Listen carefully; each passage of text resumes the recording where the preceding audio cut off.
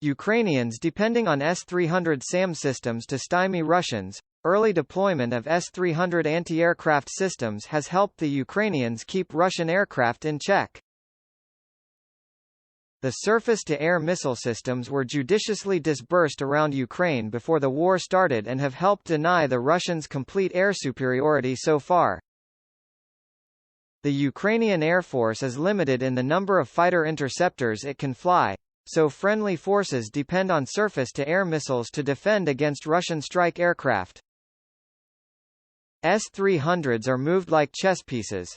Upgraded S-300 PS SAMs were sent to the southern region of Ukraine in January.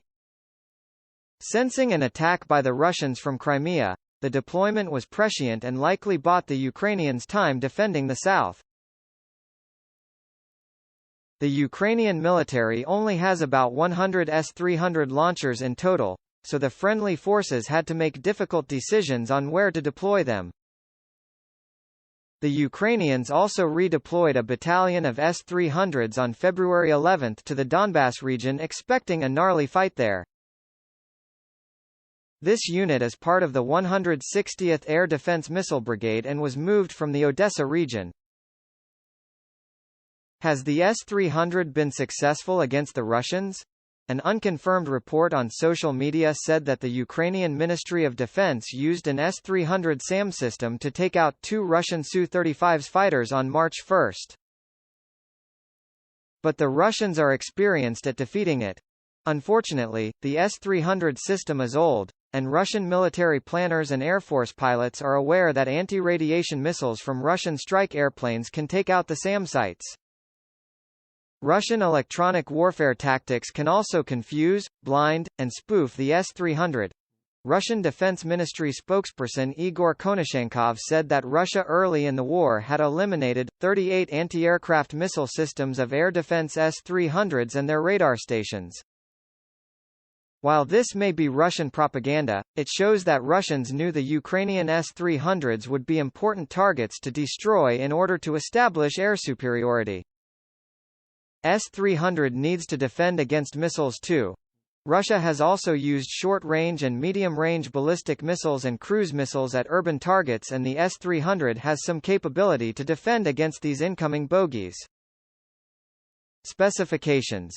The long-range S-300 system began development in the 1960s and entered service in the Soviet Union in 1978. There are several variants.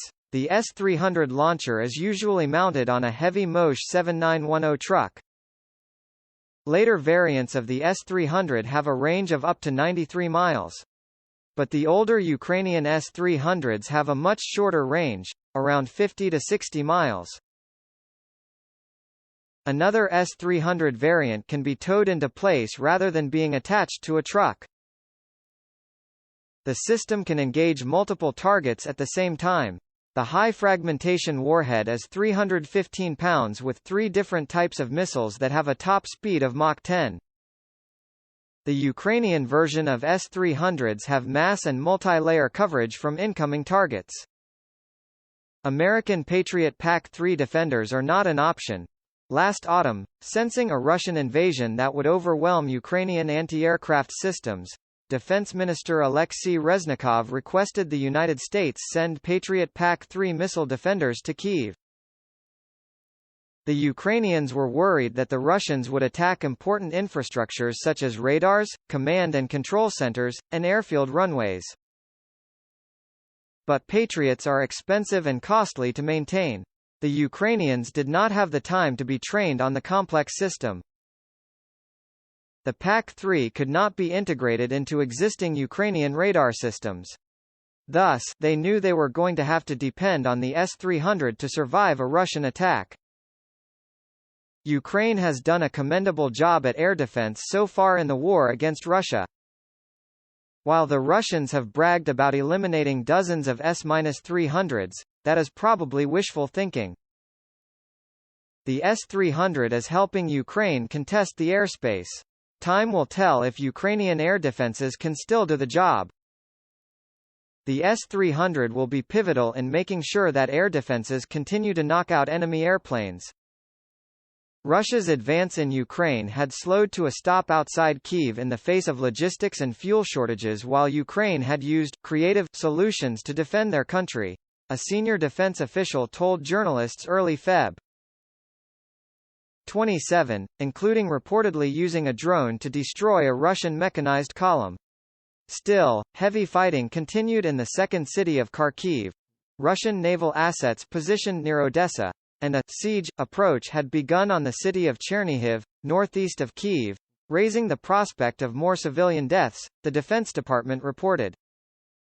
The Ukrainians are putting up a very stiff, and brave, and heroic resistance, the defense official said. The Russians have been frustrated, they have been slowed, they have been stymied, and they have been resisted by the Ukrainians. And to some degree, they have done it to themselves in terms of their fuel and logistics and sustainment problems. Nonetheless, the official said DoD expects that Russia will adapt and overcome the setbacks. They have a significant amount of combined arms capability still at their beck and call, the official added. The developments come as Ukraine agreed to talks with Russia without conditions at the Belarus border. Ukrainian President Volodymyr Zelensky reportedly spoke to Belarus President Alexander Lukashenko, who guaranteed the security of a Ukrainian delegation. The reports come as Western partners continue to flow defense assistance to Ukraine. President Joe Biden authorized another $350 million in defense assistance February 25 with convoys of military assistance from the U.S. and other partners flowing uninhibited into Ukraine, DoD reported. The additional defense assistance authorization will include anti-armor, small arms, munitions, body armor, and related equipment. U.S. defense assistance to Ukraine in the last year now totals $1 billion. DoD assessed that Russian forces remain 30 kilometers north of Kyiv.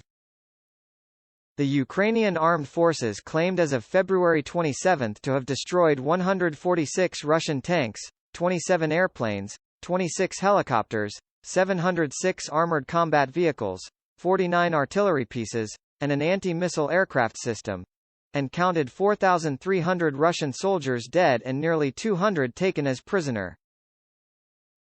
The downed aircraft reportedly included in the prior day 3 Su-30 aircraft, 2 Su-25 aircraft, and 2 Il-76MD aircraft.